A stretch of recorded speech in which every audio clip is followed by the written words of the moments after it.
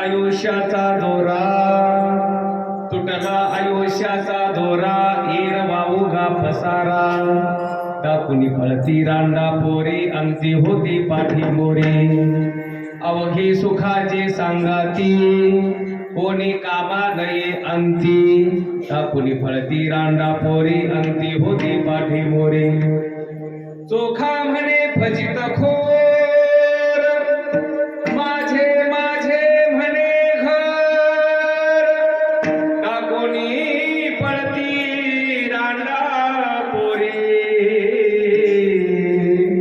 अंती होती पाठी मोरी, पांडुरंगा करू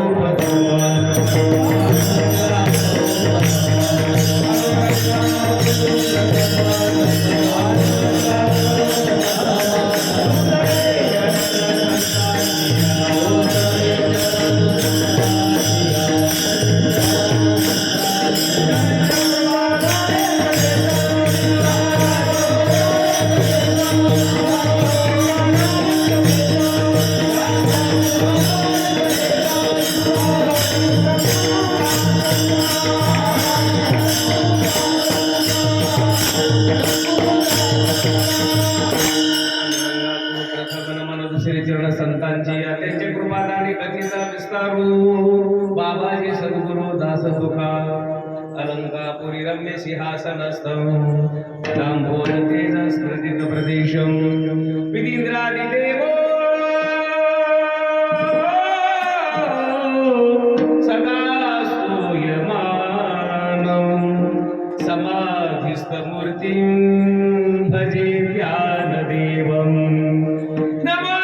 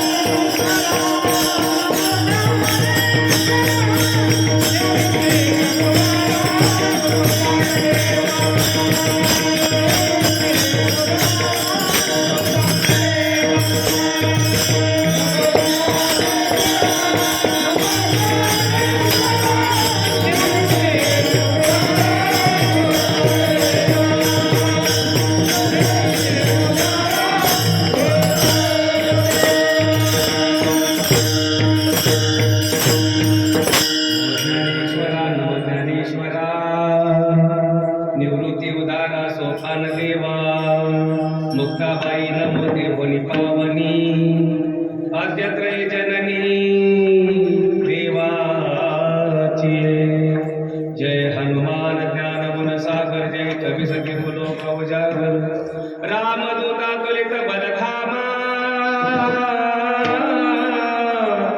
अंजनी पुत्र पवन सुतनामा हरि ओम तत्पुरुषाय विद्महे महादेवाय धीमहि तन्नो रुद्र प्रचोदयात् ओम नमः शिवाय ओम नमः शिवाय ओम नमः शिवाय तुटला आयुष्याचा दोरा तुटला आयुष्याचा दोरा एरवाहो गापसारा काकुली पळती रांडा पोरी अंती होती पाठी मोरी अवघी सुखाची सांगाती कोणी कामा नये अंती काकुली पळती रांडा पोरी अंती होती पाठी मोरी चोखा म्हणे फजित खोर माझे माझे म्हणे घर काकुली पळती रांडा पोरी अंती होती पाठी मोरी प्रस्तुत प्रसंगी कीर्तन कृती सेवेसाठी निवडलेला अभंग पंढरीच परमात्म्याचे लाडके भक्त प्रेमीय श्री संत तुकोबाराय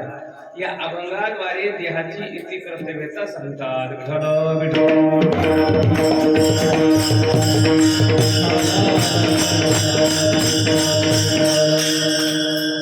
सेवेला प्रारंभ करण्यापूर्वी अल्पसा थोडासा परिहार देणं आवश्यक आहे गरजेचं आहे तो म्हणजे असा सर्वांच्या परिचयाच्या असणाऱ्या आपल्या बाई शशिकाला बाई कुणी त्यांना अक्का म्हणायचं कुणी त्यांना बाई म्हणायचं शशिकाला बाई त्र्यंबकराव सोळंके बाईच्या या गोड जेवणाच्या निमित्ताने गंगा पूजनाच्या निमित्ताने 2 दिवसीय कीर्तन महोत्सव बाईची दोन्हीही मुलं आमचे परमस्नेही परममित्र बबन काका सोळंके आणि अशोक बापू सोळंके आणि सर्व सोळंके परिवार आणि या कार्यक्रमासाठी उपस्थित असणारे ज्येष्ठ श्रेष्ठ कीर्तनकार या ठिकाणी उपस्थित आहेत आमचे परमस्नेही परममित्र भागवताचार्य रामायणाचार्य सुंदर कीर्तनकार महादेव महाराज नरोटे गुरुजी त्याचप्रमाणे आपल्या गावामधील दोन्हीही कीर्तनकार भागवताचार्य रामायणाचार्य हरिभक्तपरायण संतोष महाराज सोळंके आणि त्यांच्या संस्थेमधील श्री संत मुक्तिराम बाबा मुक्तिराम महाराज वारकरी शिक्षण संस्थेमधील सर्व विद्यार्थी आणि या कार्यक्रमाला विशेष करून एक शब्दावर एक दिवस बोलणारे असे ज्यांचा संस्कृतचा गाढ अभ्यास आहे ज्ञानेश्वरी भागवते रामायण आहे असे आमचे परमस्नेही ज्ञानेश्वर दादा सोळंकी आणि या कार्यक्रमाला पुन्हा विशेष करून आमचे परमस्नेही परममित्र लहानपणापासून ज्यांनी आम्हाला कळीवरती खांद्यावरती वागवलं आम्हाला हाताला धरून भजन शिकवलं असे आमचे नवनाथ महाराज डाकी गुरुजी नंतर तुमचं नातं कळालं की बबन काकाचे माऊल भाऊ आहेत म्हणून पण त्यांचं आमचं नातं भजन ज्या वेळेला शिकत होतं तेव्हापासून दगडू गुरुजीपासून त्यांचं आणि आमचं नातं आहे त्यांचं आमचं प्रेम आहे या कार्यक्रमाला उपस्थित असणारे सुंदर मृदंग वादक किरण महाराज आहेत आणि सगळी गावातली भजनी मंडळ भागवत बापू आहेत पुन्हा नाना आहेत आबा आहे तिकडं पुन्हा इकडं पुन्हा इथली अण्णा आहेत नरेंद्र अण्णा आहेत पुन्हा इकडं पप्पा आहे, तिकडं बाळू काका आहेत, विकास महाराज आहेत, पुन्हा संदीपन भाऊ आहेत. हे सगळे बसलेले मंडळी प्रत्येकाचं नाव घेण्यासारखे सगळेच मंडळी त्यांचे. इकडं बापू आहेत, इकडं आप्पा आहेत, महाराजांचे वडील आहेत, अण्णा आहेत तिकडं, इकडं अण्णा आहेत, बापू इथं त्याचे सगळे आमचे अन्नपूर्णाले बापू आणि सुंदर बाईक सिस्टीम आमचे बाळू काका भोसले सगळ्यांच्या चरणी साष्टांग धन्यवाद.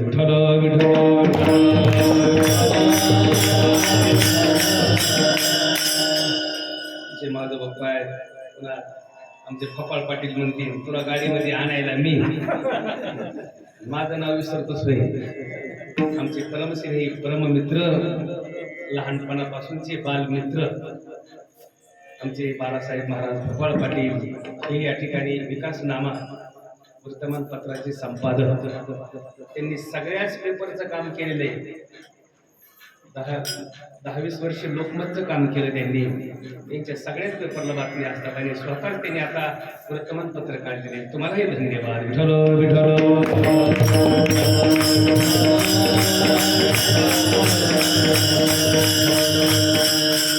आयुष्याचा दोरा तुटला, आयुष्याचा दोरा येर वाहू गापसारा, काकुनी पळती रांडा पोरी अंती होती पाठी मोरी.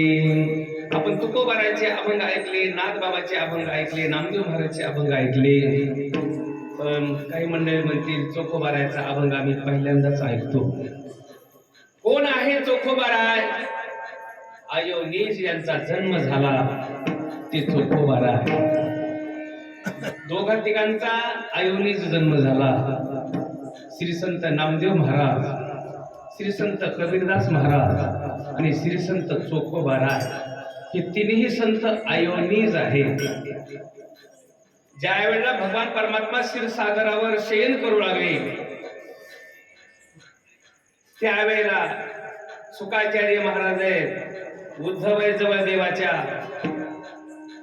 देवाने सांगितलं आतापर्यंत तुम्ही भगवत प्रचाराचं संप्रदायाचं खूप मोठं कार्य केलेलं आहे, अजून तुम्हाला कार्य करायचंय. त्यावेळेला शुकाचार्य महाराज म्हणले अहो जे सांगायचे ते भागवताद्वारे सगळं ज्ञान सांगितलं. उद्धवाने सांगितलं जेवढं लीला करायच्या, जेवढं कार्य करायचं देवा कृष्ण अवतारामध्ये तुमच्या सोबत, तुमचा निरोप गोपिकांचा निरोप तुम्हाला देण्याचं काम केलं आणि अजून पुन्हा परत आम्हाला जन्माला घालायचं म्हणता. नका नका जन्माला करू नका. घालायचंच असेल जन्माला तर अयोनीज म्हणून जन्माला घाला. म्हणून त्या ठिकाणी शुकाचार्य महाराज कबीरदास महाराजांचा अवतार म्हणून काशीमध्ये जन्म घेतात आणि उद्धव श्री संत नामदेव महाराजांच्या रूपाने अवताराला येतात आणि प्रत्यक्ष पंढरीस परमात्माच त्या सुदामाने आणि सावित्री मातेने केलेलं पुण्य, त्या पुण्याच्या ऋणातून उत्तीर्ण होण्यासाठी स्वतः पंढरीस परमात्माच चोखोबाराच्या रूपाने अवताराला येतात. विठ्ठल विठ्ठल.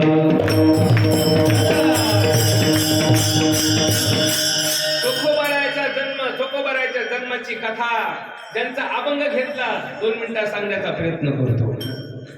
आतापर्यंत ज्यांनी भक्ती केली, ज्यांनी साधना केली त्यांची भक्ती कधीच वायाला गेली नाही आणि कधी वायालाही जात नसते. जसं जमिनीमध्ये पेरलेलं बीज एका बीजा केला नाश मग भोगी दे कणीस. जमिनीमध्ये पेरणी करत असताना एक बीज पेरलं तर एका बीजाच्या जागेवर एवढं कणीस त्या ठिकाणी तयार होतं आणि हजारो दाणे त्या ठिकाणी आपल्याला मिळतात. तसंच आहे भक्तीचं सुद्धा. तिळे तिळे पुण्य साचा पडी तरी ते होता जन्मी जोडी. केलं पुण्य जन्मोन जन्मी आपल्या सोबतच असतं.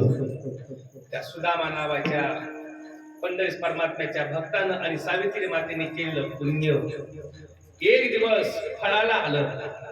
आयुष्यभर त्यांनी पंढरीची वारी केली, आयुष्यभर त्यांनी परमार्थ केला. आयुष्याच्या शेवटी त्यांना वाटतं आपल्या माघारी आपली परंपरा चालवणार आपल्या कुटुंबामध्ये कुणीतरी असावं. मंगळ वेळेचे पाटील, त्या पाटलाकडे बरेच नौकर होते पण सुदामा नावाचा एक नौकर होता, दुसरं काम काहीच नाही. शेतामध्ये जे धान्य निघेल ते धान्य पहिलं पांडुरंगाला देण्याचं काम, पोच करण्याचं काम त्यांच्याकडे असायचं. ज्वारीचा हुरडा निघाला की पहिला हुरडा पांडुरंगाला. गहू निघू द्या, लिंबूर निघू द्या बाजरीचा, पहिला देवाला. कापूस जर निघाला तरी पहिला कापूस वातीला पांडुरंगाला.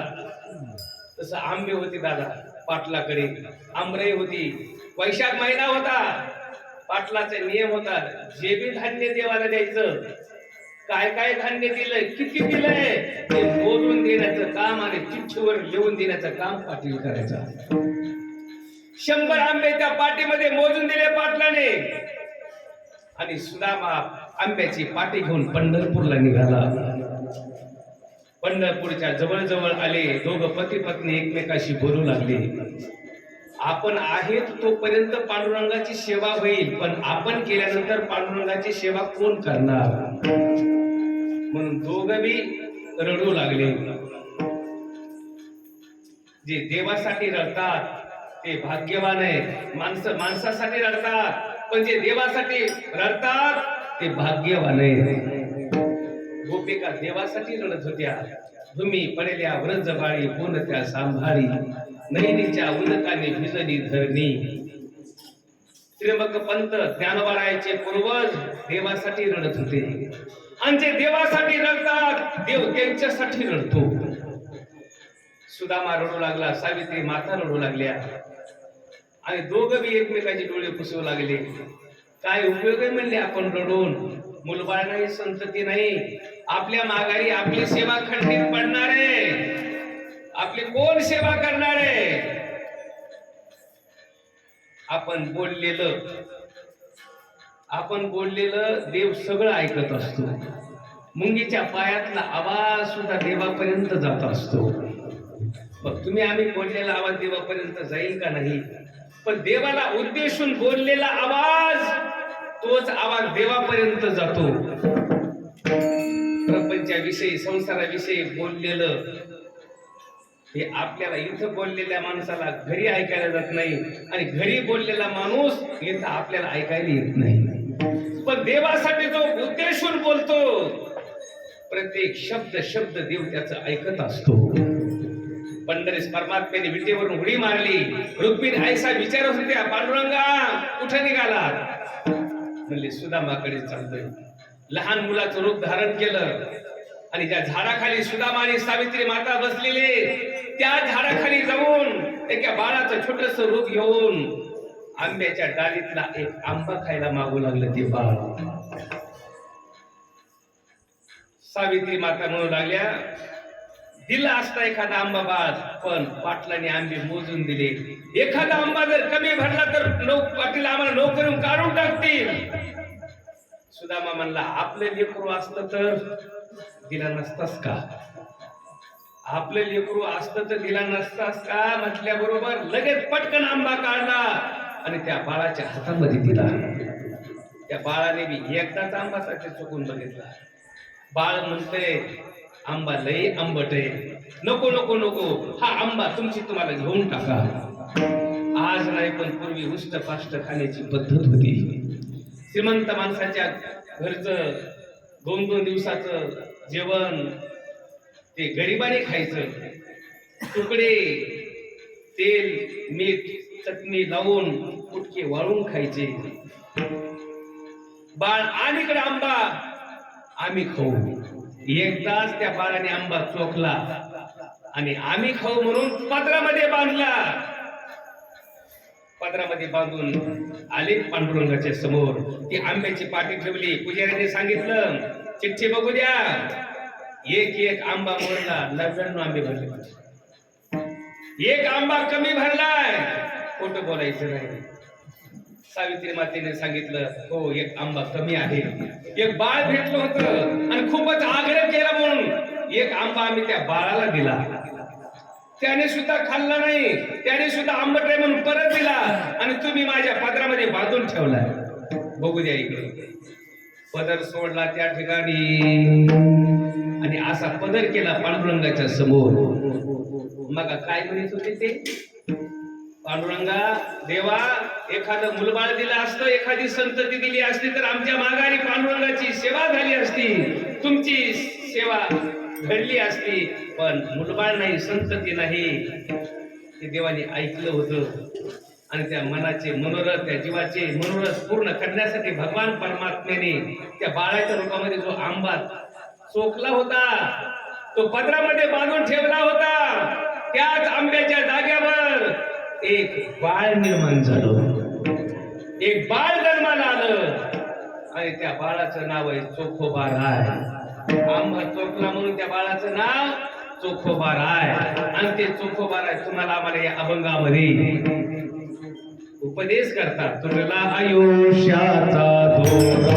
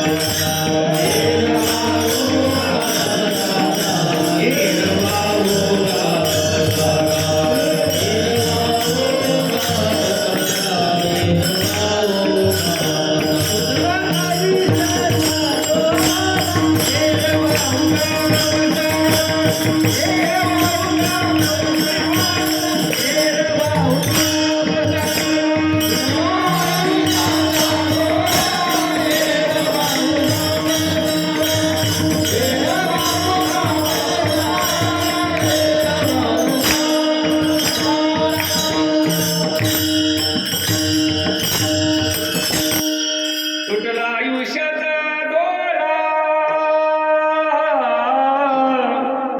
येरवा उगा पसारा, येरवा उगा पसारा.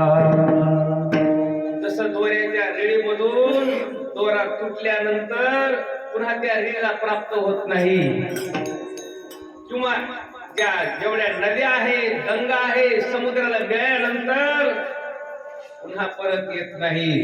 अवघ्या झाल्यावर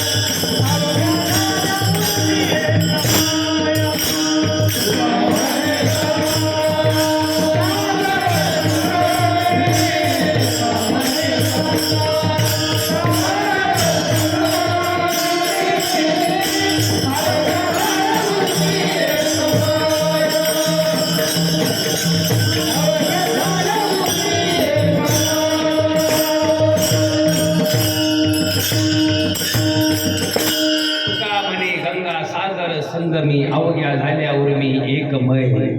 किंवा ज्ञानोबा सांगतात, कालवनाची कुंजरी, कालवना सागरी, होयेची ना भली, परतीची माघारी. एका ग्रस्ताने मिठाची हत्तीन केली, मिठाची हत्तीन, आणि समुद्राला स्नान घालायला नेली. बापू आली परत माघारी. ते म्हणला मिठाची हत्तीन परत आली नाही, आपण साखरेची करू. पण साखरेची केल्यानंतर ते दादा परत येईल का? जसं एकदा मीठ पाण्यामध्ये मिसळल्यानंतर पाण्यापासून वेगळं होत नाही. लोहे सारिता निराळी, लवण मेळविता जळे. तसं या ठिकाणी आयुष्यरूपी दोर तुटल्यानंतर या जगामध्ये राहता येत नाही. तुटला आयुष्याचा दोरा. ज्या वेळेला परीक्षित राजा जन्माला आला, जन्माला येण्यापासून आईच्या उदरात असल्यापासून त्या परीक्षित राजावरती संकट. काय केलं होतं त्या बाळाने? काहीच नाही. त्या अश्वत्थाम्याचं पांडवासोबत जमत नव्हतं. कौरवाची बाजू घेऊन पांडव निष्पाप पृथ्वी करणार. एकही पांडव जिवंत ठेवणार नाही. पांडवाचा वंशच खलास करून टाकणार म्हणून ब्रह्मास्त्र सोडलं बाळावरती, उदरात असलेल्या बाळावरती. तसेच द्रौपदीचे 5 मुलं मारलेच होते. तेवढे बी समाधान झालं नाही. दुष्ट प्रवृत्तीचे लोक, वाईट प्रवृत्तीचे लोक काय काय प्रयोग करतील सांगता येत नाही. द्रौपदीचे 5 मुलं मारून त्या अश्वत्थाम्याला समाधान वाटलं नाही आणि एकाही पांडवाला आपण मारू शकलो नाही. म्हणून उत्तरेच्या गर्भामध्ये असलेलं बाळ, त्या बाळावर ब्रह्मास्त्र सोडलं. लोखंडाचा बाण, अग्नीचे गोळे पडत असलेला बाण उत्तरेच्या दिशेने येऊ लागला. मुलाने आई वडिलाचा एक एक शब्द आठवणीत ठेवला पाहिजे. सुनाने सासू सासऱ्याचा एक एक शब्द आठवणीत ठेवला पाहिजे. आणि तो नक्की नक्की कधी ना कधी कामाला येत असतो. सासूने सुनाला सांगितलं होतं, सुनबाई संकट आल्यानंतर नवऱ्याला हाक मारशील, तुझ्या आई वडिलाला हाक मारशील, सासू म्हणून मला हाक मारशील. ज्या वेळेला तुझ्यावर संकट येईल त्यावेळेला याला त्याला हाक न मारता देवाला हाक मार. आणि आलेलं संकट फक्त तो देवच निवारण करू शकतो. एका सासून सुनाला सांगितलं. कोणही ती सासू आणि कोणही ती सून. कुंती मातेनं द्रौपदीला सांगितलं, जेव्हा जेव्हा माझ्यावर संकट आलं तेव्हा तेव्हा मी देवालाच हाक मारली आणि देवाचाच धावा केला. आणि जेव्हा तेव्हा लक्षग्रहामधून काय, अनेक संकटातून काय, त्या द्वारकाधीशानेच, त्या देवानेच माझ्या 5 मुलासहित मला वाचवलं. बघ, तुझ्या जीवनामध्ये जर संकट जर आलं तर फक्त त्या देवालाच हाक मार आणि तो देवच तुला सोडवू शकतो. हे द्रौपदीला सांगितलं होतं. आणि द्रौपदीने बी तिच्या सुनाला सांगितलं. दादा, द्रौपदीची सून उत्तरा, द्रौपदीनं सासूचा शब्द सांगितला. बाळ, माझ्या सासूने जे सांगितलं होतं मी ते तुला सांगून जाते. संकट जर आलं, अडचण जर आली तर फक्त त्या देवालाच हाक मार. आणि लोखंडाचा बाण, आगीचे गोळे पडत असलेला बाण उत्तरेच्या दिशेने येऊ लागला. त्यावेळेला उत्तरेने याला त्याला हाक मारली नाही, त्या देवालाच हाक मारली. लक्ष्मी वल्लभा, लक्ष्मी वल्लभा.